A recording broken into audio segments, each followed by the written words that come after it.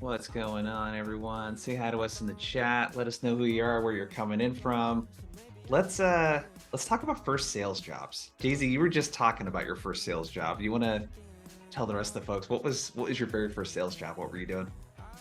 My very first sales job was back in college. I used to cold call for a retirement firm, and we would cold call folks asking about their 401k, their pensions. They'll take a meeting to dig a little deeper there. And I remember back then, we literally had a big black binder. There was no CRM. We had cell phones next to us, and all we would do is call, write in the binder, call, write in the binder. And things have come a long, long way since those binder days.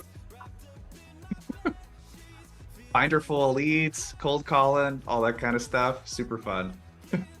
Yeah, Kyler says I started with selling cell phones. That's a good one. Doggy daycare packages, advertising at Yelp, Girl Scout cookies, Christina says. Yes. Petco. What about you, Allie? What was your first sales job? Yeah, Girl Scout cookies. I relate. I actually, funny enough, if anyone else went through this experience, I remember in elementary school, there was always competitions for who could sell the most wrapping paper. And if you sold the most wrapping paper, you could take a ride in a limo and like go to lunch, I think with the principal. And I hustled. I didn't win. I was pretty bummed out. I did not win the limo ride, but that's the first introduction I had to selling. And I remember my parents were all in on it.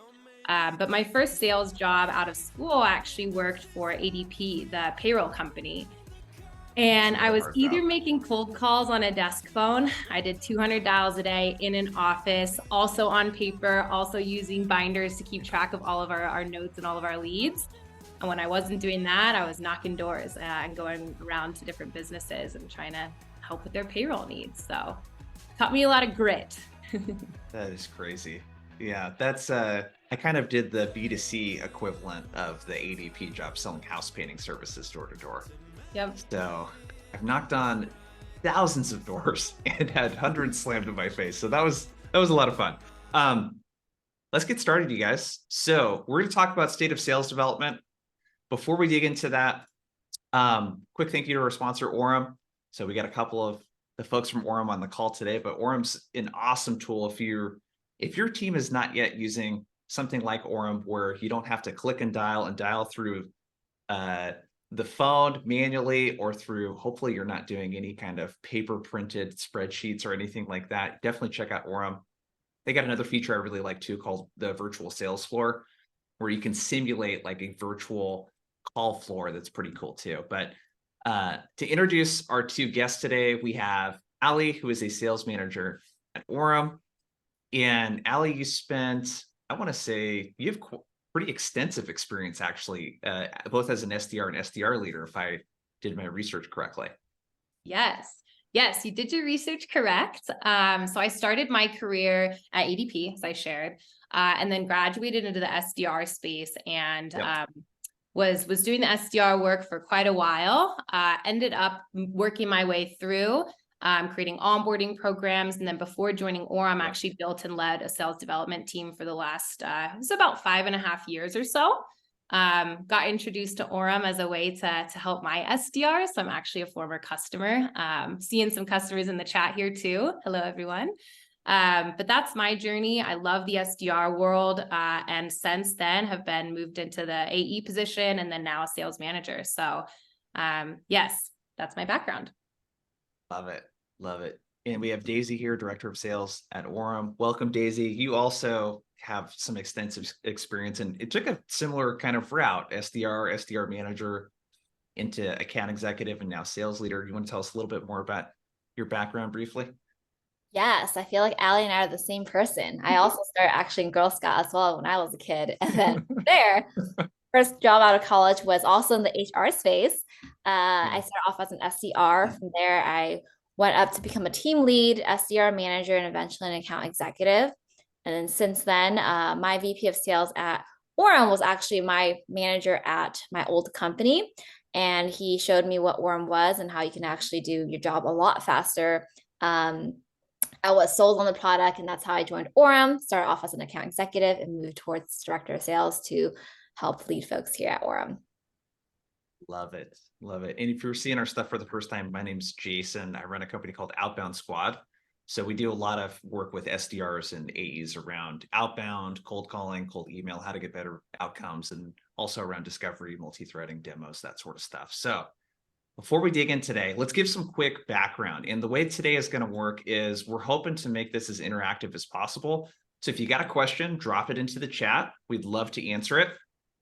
We're going to really unpack a report that Orum recently put together with the help of Qualtrics, where they blind surveyed 1,000 sales professionals across a bunch of different industries, really just to learn a little bit more about how they're approaching sales development, how they're performing, and what the future of the role looks like. So we're going to dig into these 4 kind of high-level topics today. We're going to talk about quota attainment.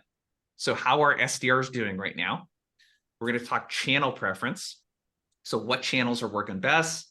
SDR support. Do we have any account executives? Actually, let me know in the chat if you're an account executive. We're going to talk about the level of support that account executives could expect to receive as well from SDRs. So that SDR to AE ratio.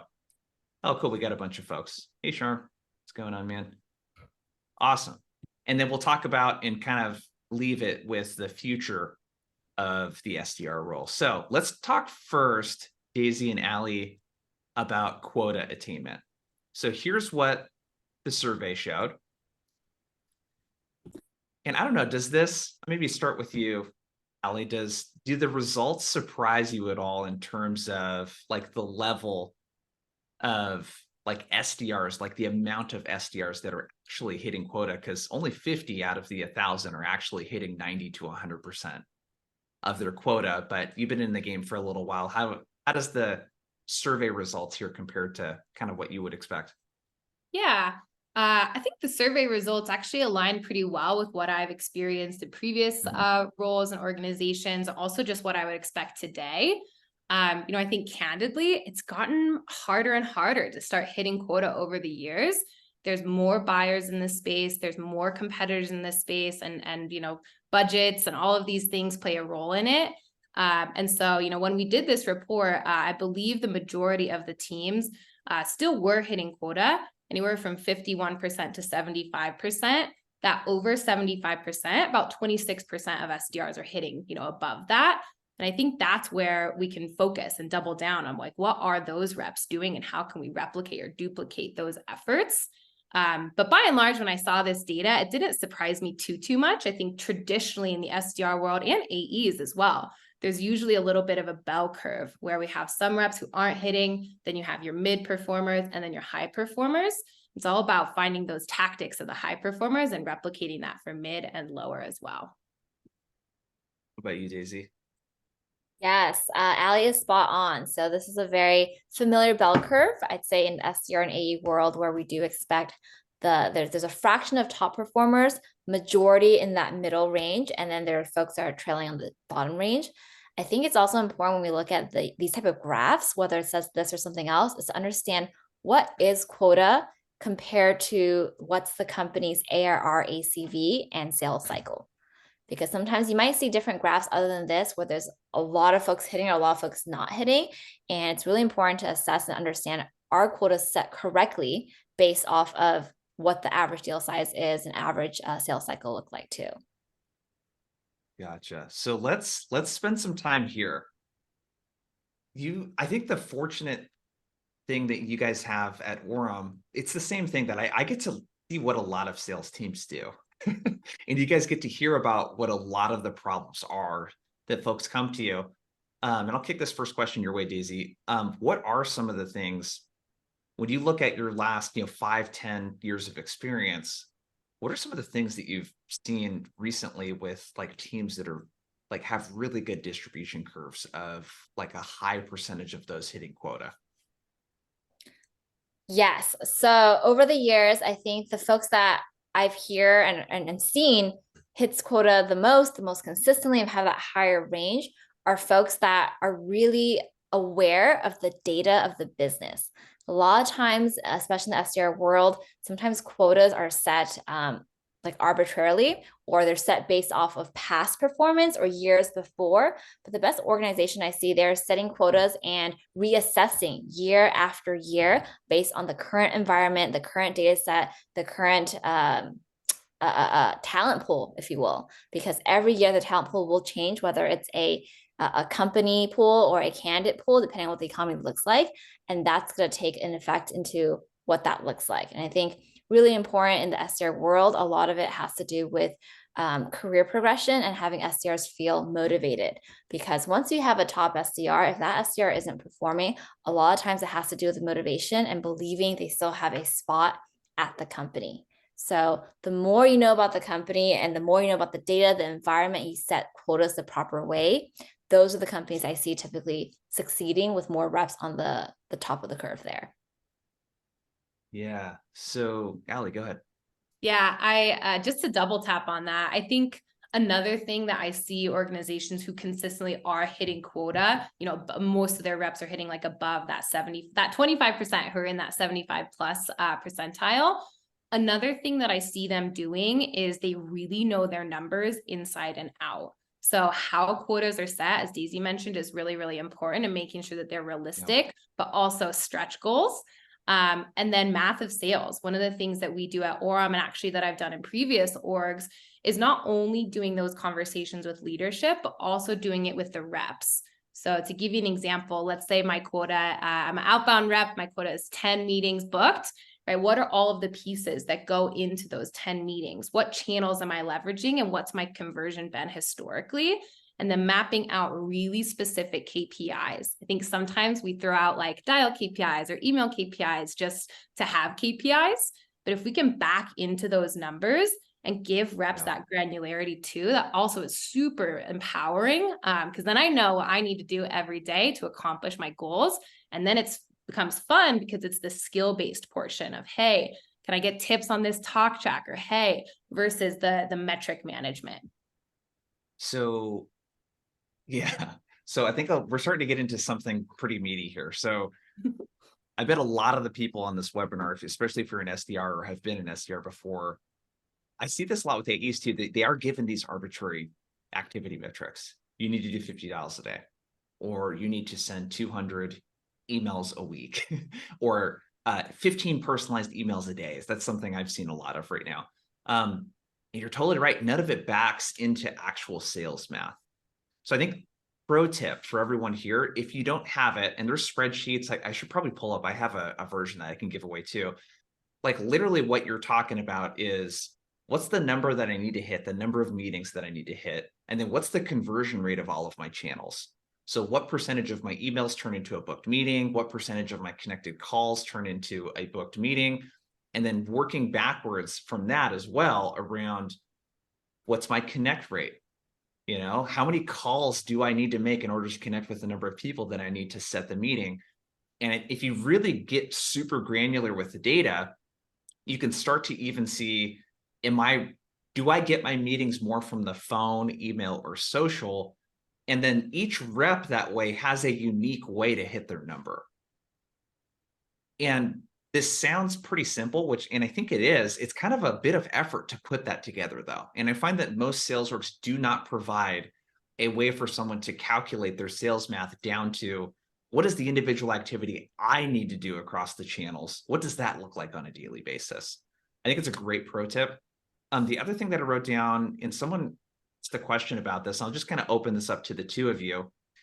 Rahul asked, would be curious to hear across your experiences how the process of setting and tuning quota has evolved. How do top orgs do this? Is there any kind of commentary that either of you two can provide on how have you seen the orgs that you've worked out with come up with quota, and how's that maybe evolved over the last 5-10 years? Yeah, I can kick off. I think a lot of times it has to be a collaboration. A lot of times when we're thinking of setting quotas, I think the SDR leaders will set quota one way, sales leaders will set one way, rev ops or sales ops think about a separate way, but it all has to come together. And even with CS and understanding renewals, upsells, so at the end of the day, everyone's going towards the company number, which includes the CS portion and what comes in and out as well. And so the more we understand which clients are the stickiest, which clients work for your product the best, is how we can focus on the quota that makes sense. And what that means is that we have to understand in the business, you have different segmentations. What is the conversion of each segmentation? Where do we put focus? And what's the conversion between the segmentations that renew as client versus churn as churn risk as well, to put that number together? And I think even more important is whatever the details and math lay out as, we have to reassess whether it's quarterly or annual. Because a lot of times when you put all that work to create that number, people fall off of it, and we expect those expectations for those quotas, for those metrics, that we're not constantly reassessing and collaborating as a team to understand where everyone's at in terms of driving to the company number. That's where things fall off, and you have to recalibrate. Yeah, I think the granularity that you mentioned there across different segments is super important. So important. I think that I've seen a trend in the last year or so, post-COVID, with sales are starting to reassess how they segment and what business, like employee count that they do it by. And then to come up with quota off of something that you're completely guessing by is like really hard. So the collaboration thing, I think, is super key. I just dropped into the chat, everyone. If you want a copy of that sales calculator, I dropped it into the chat. You can make a copy of it. It's really going to be really good for the calculating the outbound effort that you need. Anything else you would add, Allie, on quotas, collaboration, just kind of what you've seen, even firsthand in companies that you've worked with? Yeah, definitely. The collaboration is huge. What I've done previously is a top-down approach typically, but then also a bottoms-up approach. And it should be a negotiation, right? Usually companies will have sort of a number that's given from like their board or whoever. That number is being assigned to them in terms of revenue. And then step one for me previously was always going through those with other sales leaders, understanding the segmentation, how much is driven from SMB, how much is driven from mid-market, enterprise, or whatever that looks like for your organization. And then also going bottoms up too. Like, what do your SDRs actually have capacity for? Are they maxed out on capacity, or are there solutions, that they can use to increase the overall production and capacity? And then mapping that out and kind of going to negotiation, right? Of, hey, we realistically can drive this much. If we need to drive this much, like, these are ways that we think we can get there, like, help us help you kind of thing. And then vice versa with the sales leaders, right? Of going through, and maybe the gap is closed by AEs prospecting, or maybe the gap is closed with hiring, maybe the gap is closed with technologies. And it's just that negotiation, kind of mirroring the two, bottoms up and top down. I'm glad you brought this up, because the story that I oftentimes hear is, our number doubled for next year and my team needs to double their output, and they don't get to double the headcount. They don't get the budget to double the headcount though. That's where like a tool like Orum can help, like dramatically increase the output. But what advice do you two have around, like, what is the output that is possible from an SDR? And I know it's going to change across enterprise, mid-market, SMB, that sort of thing, but do you have any broad brushstrokes recommendations that you two would recommend based on your experience of how many qualified meetings could we expect a typical rep to set up based on their segment? I get asked this question a lot, and the data it's very conflicting, and I have some ranges that I provide, but I'm curious what you two think. Yeah, I think generally speaking, we're taking segmentation and overall ARR outside of it. I would say around 10 to 20 qualified meetings per month is a average that could make sense for most companies. And personally, through all my years of working in software sales and working with SDRs, AEs, and folks alike, I'm personally of the mentality of whatever your top rep is doing can and should be done. And it's our jobs as leadership to find how we can replicate that in different ways. You can never replicate the same rep. If one rep is blowing out their quota, who's to say we can't have that for more reps? And to really dive deep, because that person is setting the tone of what is possible, which means it is possible. Yeah. So that 10 to 20 outbound meetings per month, I'm assuming, correct me if I'm wrong, 10 would probably be more for enterprise type of outreach. That 20 is going to be more SMB stuff that's very fast. type of thing? Correct. 20 is more SMB. And if we're going to jump into like big enterprise where the companies are 5,000, 10,000, 20,000 plus employees, I'd say it's even less than that. But we're talking about, I'd say in the market of anywhere from 0 employees up to 1,000 employees, 10 to 20 is what I usually see as pretty reasonable. Yeah, Yeah. definitely. I agree with that. I think, especially in those like strategic or major enterprise companies, I've seen quotas typically be anywhere from like 4 to 6 outbound meetings. Also factoring in though channels, right? Are the teams hybrid? Are they full outbound? Is it just inbound? For just inbound teams, quotas are typically going to be higher. For just inbound and SMB, probably even higher. So it just depends on the segmentation and what channels are being leveraged, to kind of gut check and map those quotas as well. Love it. Okay. And some people are dropping in how many meetings their team books per month there into the chat. So keep it coming, everyone. Let's stay on this topic, but slight detour. And let's focus on that stat on the left. 57% say tenure of their SDRs is 6 to 18 months. And I sort of shared with you too prior to launching the webinar today that I've seen organizations too with reps that like SDRs that have hit quota 6-9 months in a row or whatever is required of them to become an account executive. And there's just no openings for account executives right now because they're not hiring or whatever it might be. And I'm seeing a trend of SDRs are sitting in the SDR position a lot longer than what we told them they would likely be sitting in that position for before becoming account executives.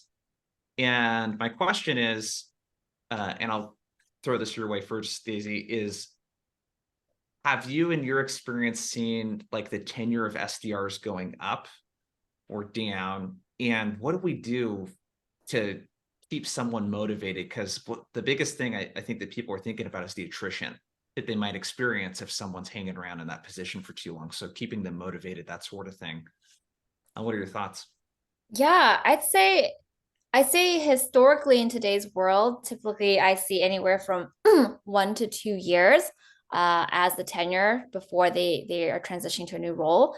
And I think the biggest thing is setting the proper expectations from the beginning. A lot of times folks that are leaving the company, if they've been in the role too long, there isn't that AE spot open, is that they didn't understand that it could take longer based on the economy, based on the company and things like that. And the proper expectation keeps reps motivated, encouraged, and they're learning and growing.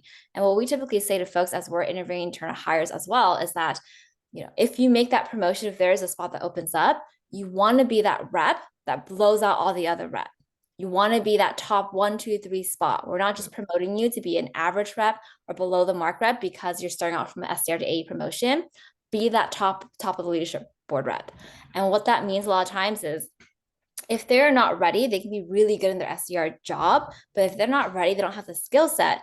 The best time to brush up those skill sets is in that SDR role. There's a lot less risk, a lot less stress. You don't have a big closing quota over your head, and you focus on those skill sets.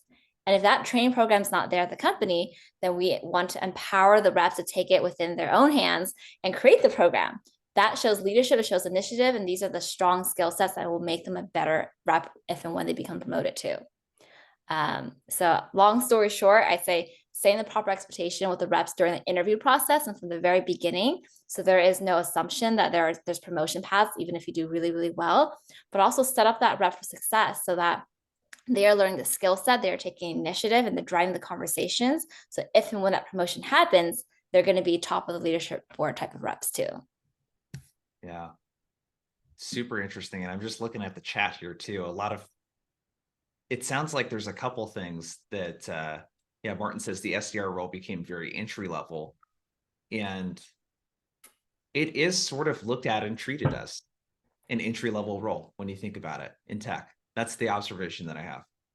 And I think looking at it as a great stepping stone into full cycle sales, one, or this is a career position for a lot of people too. I've met a lot of really great enterprise and strat SDRs. They just love prospecting, for whatever reason. They get paid very well and they're very, very good at it.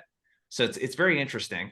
Allie, what would you suggest if there's a sales leader watching this right now that's working with some SDRs, keeping them motivated for what's next? Is there anything tactical that you would share with them in terms of stuff that they could do to help their SDRs continue leveling up, things they might think about to prepare them to become an account executive, et cetera? Yeah, definitely. I was actually seeing in the chat, I think Katie is spot on here of having like pathways for promotion within the SDR role as well, right? Maybe you start, one of the things I've done at previous companies was have, 4 or 5 levels in the SDR role.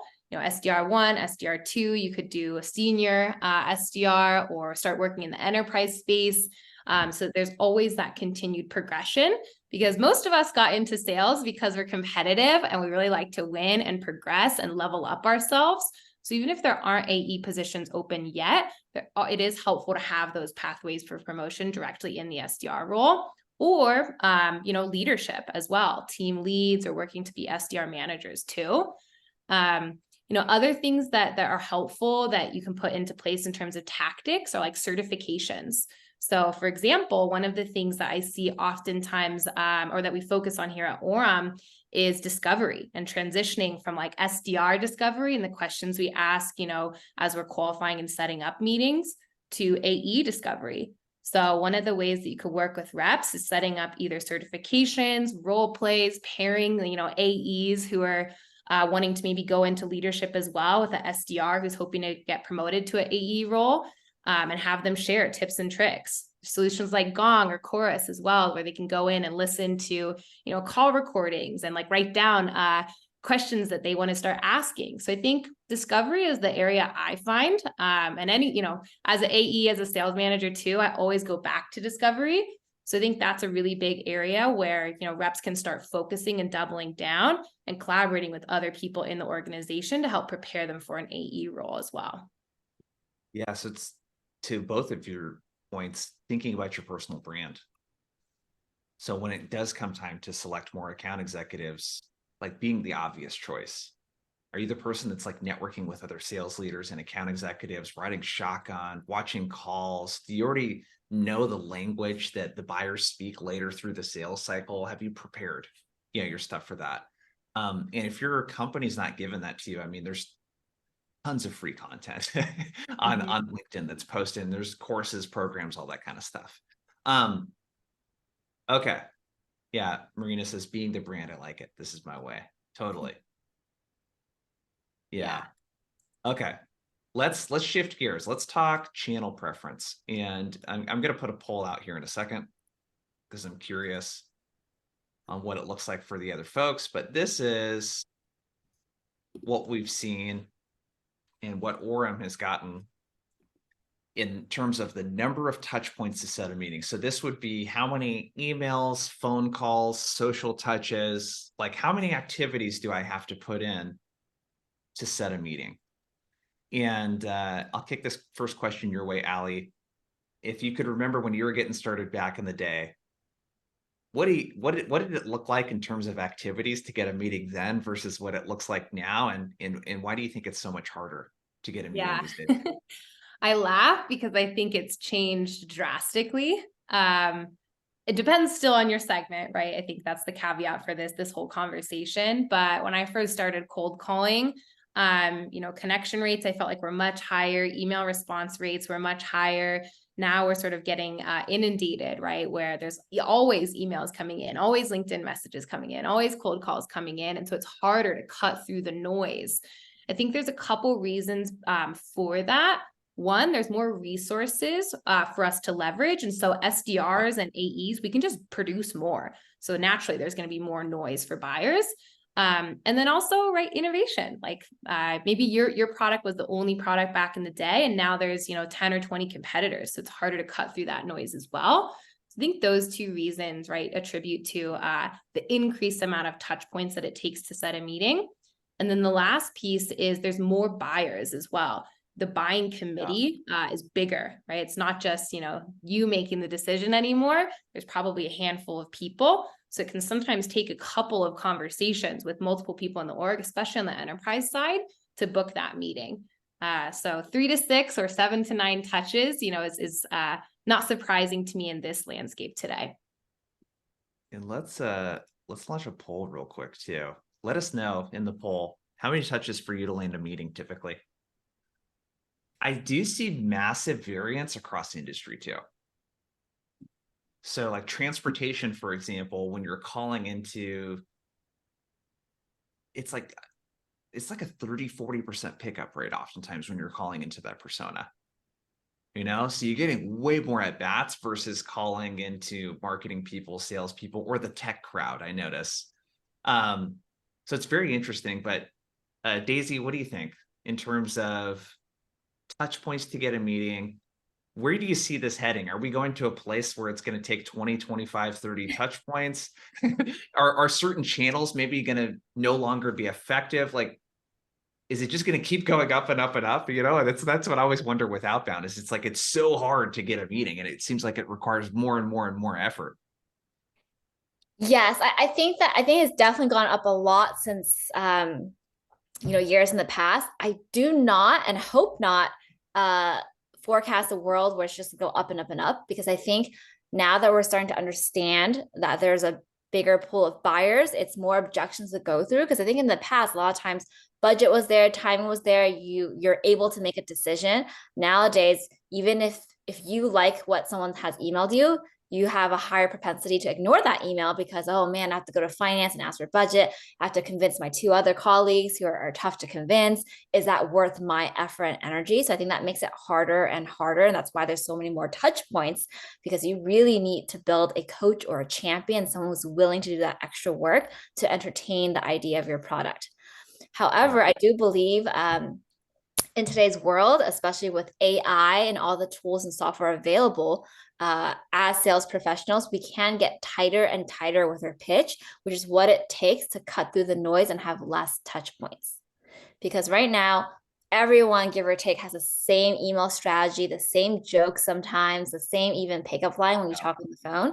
And for you to cut through that noise, you have to be a little more thoughtful and do a little more research. But if you do those right things, I do wholeheartedly believe that you can have less touch points, but each interaction has to be meaningful. It can't just be one of many templated emails or the same cold calling pitch you say to every person. You have to change that up and stand above the rest.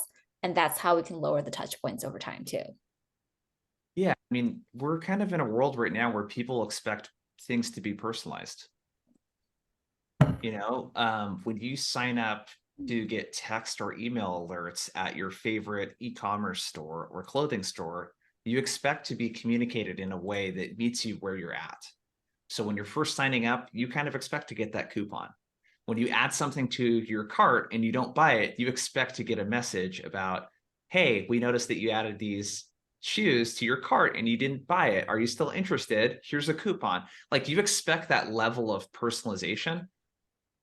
And when you think about it, if they're able to automate that level of experience, yet you send emails that don't have that look and feel to it, it looks so bad to the buyer.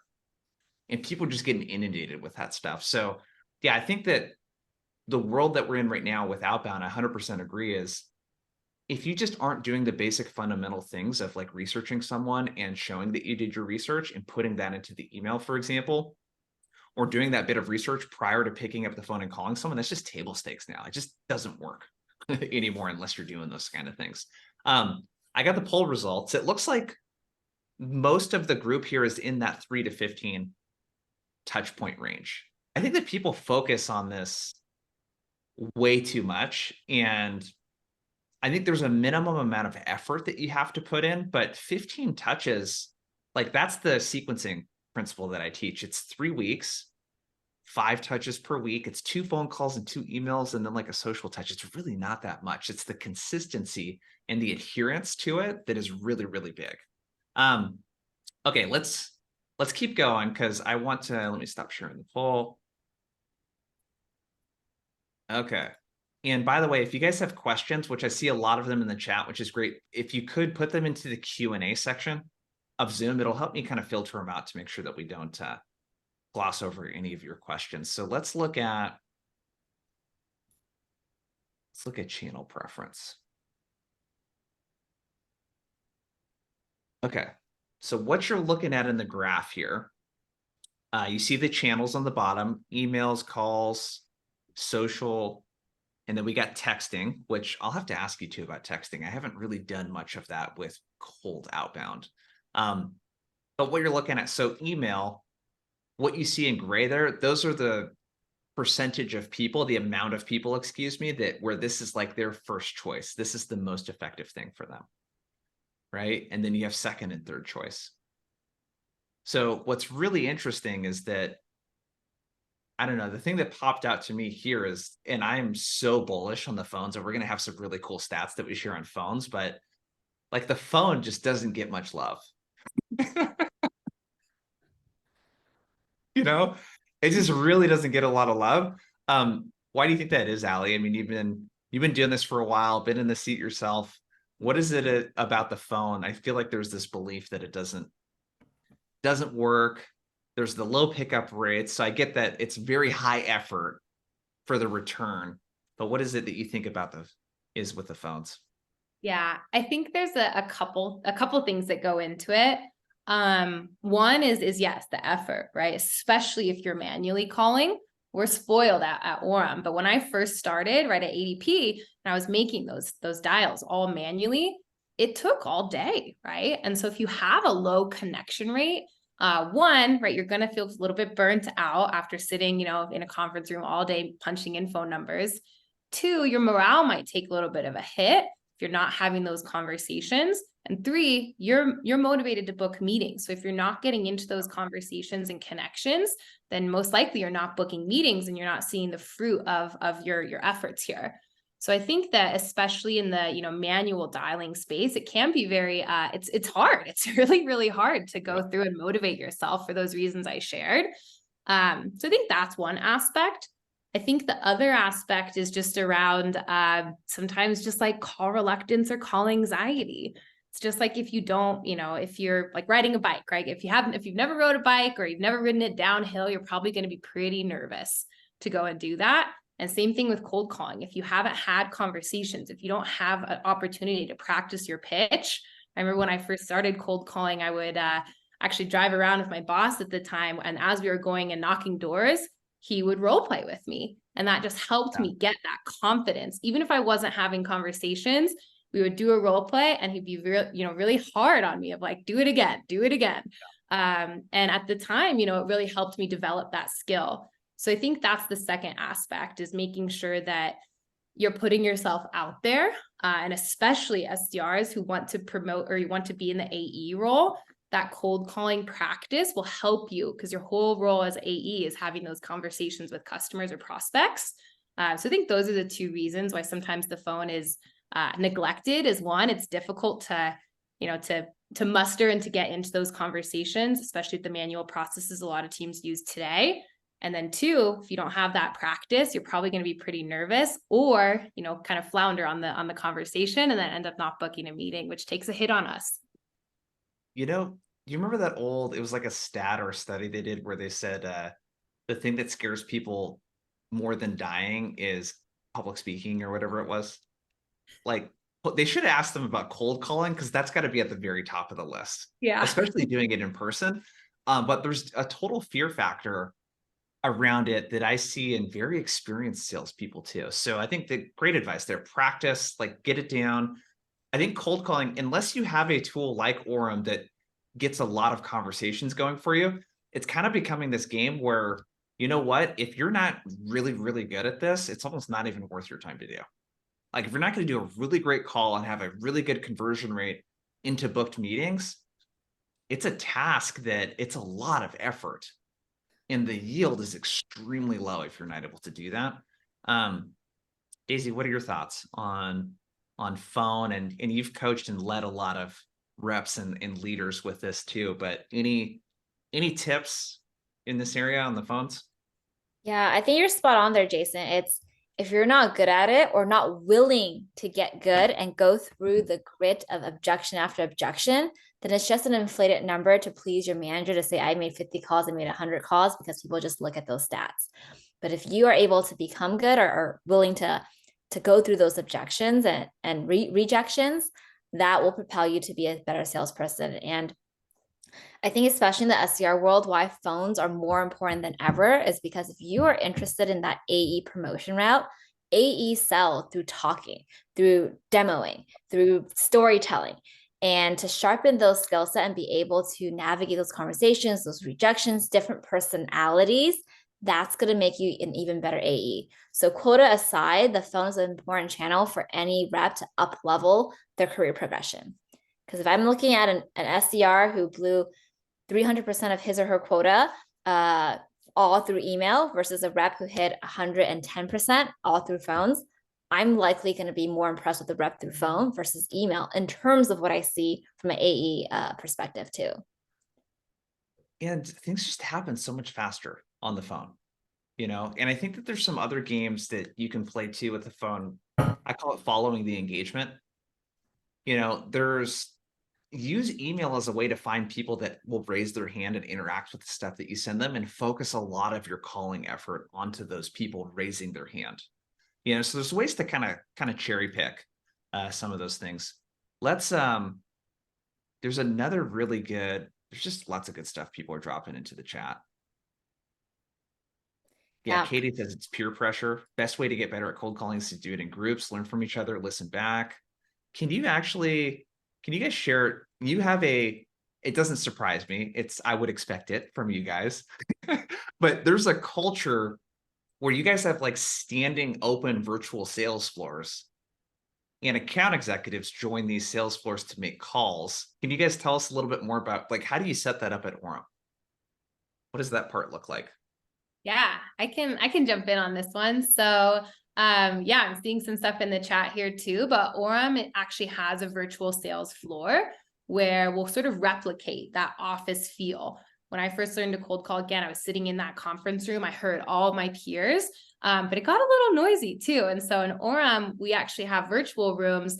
I think of them as phone booths. So we'll all jump into a room, AEs, SDRs, and we'll do a blitz. And let's say Daisy gets connected. She's pulled into her own little phone booth where she can have that conversation. I can either tap in and listen to her, or I can keep calling and get a conversation too. Jason, you can keep calling and get a conversation, or listen, bounce between Daisy and I. So it's really helpful for new hires as well. For example, we just brought on a new AE to our team at Orum, and her first week, we just had her join one of our blitzes and just had her bounce around.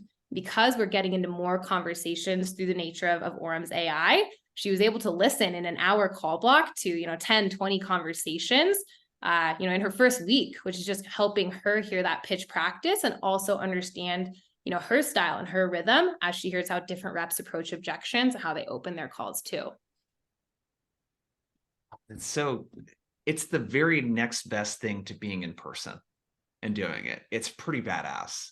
It's good for accountability. And I don't know, your guys' experience, what percentage roughly of your reps sort of need that accountability? The same that, like, I go to Orange Theory. I'm one of those people, I'm not going to work out unless I go to an Orange Theory class. I just have not been very disciplined about going to the gym by myself. I have to go to a group workout class. Like, what percentage of your teams typically do you think, if you were guessing, but like, hey, this really helps them, because they probably wouldn't do this activity as well or as often unless it were in this setting? 100%. I think that especially in this rural environment, people were making calls before that, but now we've seen so much engagement. And yes, we have call blitzes and sales floor jam sessions where managers mandate it or create it. But because it's so much more fun, so much more collaborative, we actually see a lot of reps creating these blitzes on their own. They want to cold call more. They want to have fun because now it's a more fun way to engage. Cool. And I think what's really cool is that it's breeding its own calling culture where it's no longer, it's less likely managers saying, hey, make your calls. What are the calls? They are purposely creating these rooms and saying, hey, who wants to jam? A lot of times in my Slack, I see reps saying, hey, on the sales floor, who wants to jam? Hey, anyone want to make calls right now? And it's so beautiful from a management perspective because you're no longer being the person hammering down, make your calls. And now it's more of a fun, collaborative learning environment where people want to do that and bond with one another in this remote environment. Yeah, love it. Okay, I want to launch another poll. Let us know, how do you dial? So are you manually, so dialing through your cell phone, punching in manually? Do you have a point and click type of system? Is there a power dialer? a parallel dialer, so there's multiple lines going out at once dialing for you. Human assisted, so other people that are dialing that kind of live connect you into calls, or you're using something else. Let me know in the poll. This would be kind of an interesting one. I don't think the results are going to surprise us on this one. I'll give you guys a couple more seconds. How are you dialing? Manually, point and click? Do you got a power dialer, parallel dialer, human assisted, or are you doing something else?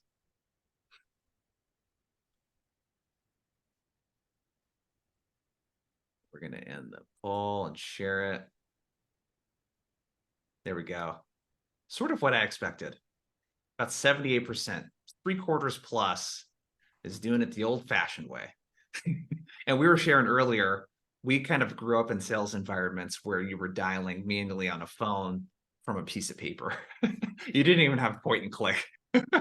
So that in and of itself is a big upgrade. So this would be kind of the last little part that we spend on the phones here. This is what it looked like when you guys polled a bunch of sales development teams, what kind of systems they were using. So a little over half, it looks like almost 60% are doing some sort of manual style dialing. Very few on parallel dialing. I'm actually surprised there's not more. But that is the game right now on the phones, is getting parallel dialers into your team so that they can like literally 5-10x the outbound call volume. It's like that's everything right now with the phones. Cool. Let's keep moving. So we got what, about 14 minutes left. Let's talk about SDR support. And where I want to go with this one is like the ratio of AEs to SDRs. And let's just get from you two some predictions. I have some data to share on this, and then we're going to poll the audience again. I'll start with you, Daisy, on this one. Where do you see the level of SDR support shifting? So when you look ahead, maybe a year or two, or even kind of comment on the last year, because this year has been a big year of layoffs for a lot of tech companies. Yeah. But do you see the amount of SDRs growing in relation to AEs or shrinking? So in other words, the amount of SDR, the amount of AEs that a single SDR supports. Do you see that going up or down, and why? To be honest, I see it going either way, dependent on how your company is doing towards your number. If you're hitting and exceeding, typically that's where budgets open. Finance teams are more than happy to hire as much as you need to get the job done. And if people aren't hitting their numbers and you're behind your quarterly numbers, I see finance team taking away budget and saying, look, these folks aren't producing revenue directly. We're not seeing the revenue come through. We can't have as many folks. So I see both worlds depending on what quota achievement looks like for the company. And I also see a world where even with the quota achievement, companies are doing well, that as if we do increase SDR support, it's going towards the larger and larger segment. The segments that are harder to break into, the segments that will yield more ARR for the company. And those are the trends I'm seeing at my end here. Interesting. So is there a financial justification? So it's almost like treated as an expense. Mm-hmm. And I wonder a lot of times too, because especially with enterprise, the path to ROI just takes so much longer for an SDR, because you have like their ramp time plus the time it takes to get a meeting plus sales cycle length. And it's just like a really long journey to know if it's working or not. But what's your take, Allie? Yeah, I think enterprise is the toughest nut to crack. But once you do, right, that's where you're going to land your biggest customers. I think to Daisy's point, right, it is all connected back to the numbers and math of sales, and also customer acquisition costs. So one of the things that we shared in the State of Sales Development report we put out was that 54% of respondents actually noted that the customer acquisition cost has gone up. So it just takes more effort and more money to acquire a customer. And so that's where I see a world where, especially putting your SDRs and putting more resources on those bigger companies can help as well. And then I think on the enterprise side, yeah, it just takes more touch points and there's usually more people involved. So that's where you can start to get really strategic at scale of going deeper into accounts, like above and below the power line, understanding, right, who's all involved and kind of starting to do some account mapping, which takes time, and then leveraging all of the channels at your disclosure, email, LinkedIn, calls, all like video to break through the noise, and using the nuggets that you found from, person one in the account and referencing those with person two to help book more meetings there. But I see, particularly in the enterprise space, more of that one-to-one AE to SDR alignment so that they can really focus and hone in and double down on how we're going to break into these big accounts. I think one of the things you sort of alluded to there that I know, because I did a webinar with Terry over at Orum, and you guys are really big on, hey, are there fields in Salesforce where someone could put a note in on the account and everyone can get the same use out of that note? Are we pulling in all of that stuff in a really easy to reference place? And where I'm kind of going with that is the efficiency. A lot of times when an AE and SDR work together, it's not a 1 + 1 equals like even 2 situation. It's like a 1 + 1 = 1. Like it becomes more inefficient, the process, when they work together, plus versus being like a 1 + 1 = 3 or 4. So I have some predictions on this. I think that I pulled a couple, I did some polls and I also looked at some data. I think that we're going to see less SDR support. I think the AEs are going to have to get much better at self-sourcing, is my prediction. But I pulled, and this is from a LinkedIn post I put up recently. I looked at Apollo and I used it to look at 374 SaaS sales orgs, and it's very similar to what it's sort of like the opposite of what you two recommended, which is so bananas to me. Like if you look at 5,000 plus sales orgs, the SDR support's like 1 SDR to 5 As. It should be 1-to-1 for enterprise. You know what I mean? Like it should be closer to 1-to-1, and the SDR support is better for smaller companies. It's kind of interesting, but it was 1 SDR for every 3.4 AEs. And if we look at the hiring that's happening, at least on LinkedIn right now, is SaaS orgs are hiring 2.8 AEs for every 1 SDR. So that like 1 SDR to 2 or 3 AEs seems to be pretty consistent for the most part. I think it's going to continue moving up personally. But I'd love to hear from the audience. Let's put a poll up. Getting lots of data on this webinar. Let us know, what's the SDR to AE ratio at your org? Is it 1 SDR or more for every 1 AE? Or is it looking more like an SDR supports 2, 3, or 4 account executives? Yeah, let me know in the poll. Dude, Kyle says 2 SDRs for every AE. That's amazing. Yeah, those are some lucky AEs. Yeah, 2 Well, SDRs, AEs over 1 there. AE. Oh man. Yeah. Okay, I still see a bunch more votes coming in. We'll give it just a couple more seconds. Keep voting in the poll. Let us know. What's the SDR to AE ratio at your org? Okay, we're going to end it and drum roll. That's what we got. It's still high. Like 1-to-1 support is so much higher than I thought it would be.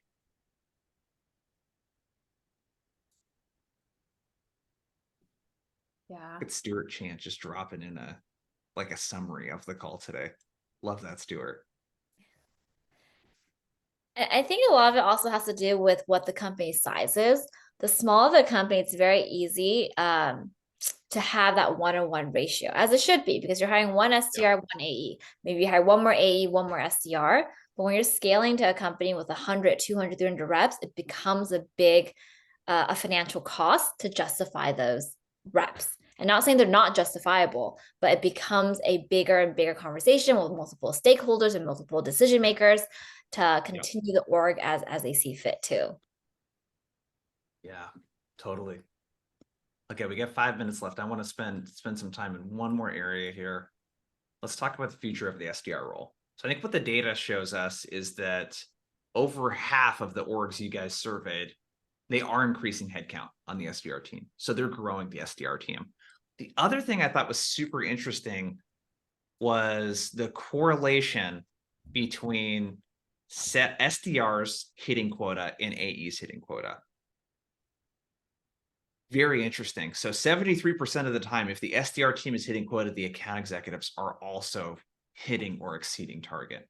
And I think it just like doubles down on the importance of, if you got an SDR team, like really figuring out how to increase their efficiency and the results they're getting, it's going to have a massive impact on the account executives. This sort of validates does the SDR function work or not? And that's obviously a question that every individual org needs to ask themselves and like really look at the pipeline that SDRs source for your company. Like, does it produce revenue? Raises a big question. But we'll start with you, Allie. Predictions for next year and beyond. Where do you see things heading? Maybe not necessarily just the SDR role in general, but do you see a world where AEs are going to need to do more self-sourcing? Do you see outbound changing in any kind of significant kind of way? What do you think it's going to look like over the next 2 or 3 years? Yeah, I think we've proven in the SDR world, like segmentation does work really well. Now there are still companies where it makes sense to have full cycle reps or a combination. But I think like the SDR role is here to stay. SDRs do a great job of like producing pipeline and driving those revenue channels. So my prediction is that it will shift probably a little bit moving forward.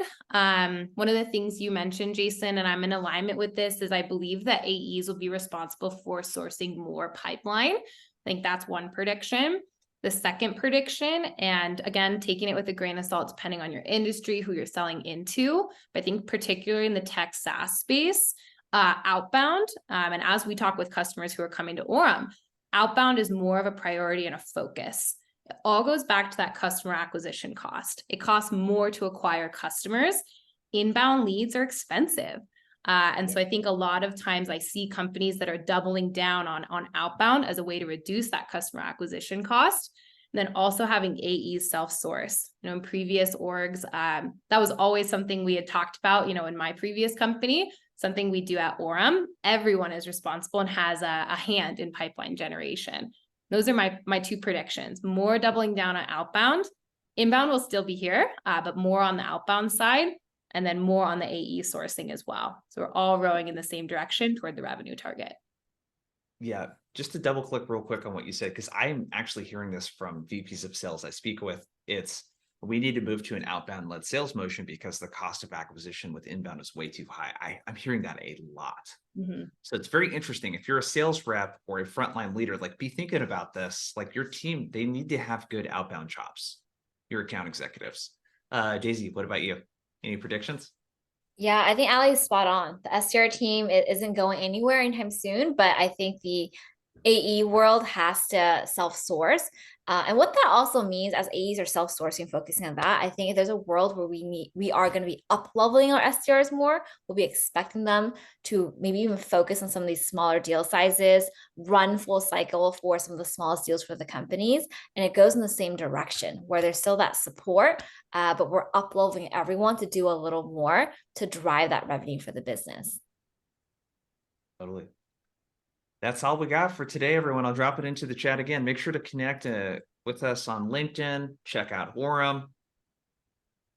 Let's see if we can blow up Allie and Daisy's LinkedIn profiles. You guys go connect with them on LinkedIn. And Daisy, Allie, it was awesome having you guys here. Thank you for spending time with us, and for everyone else.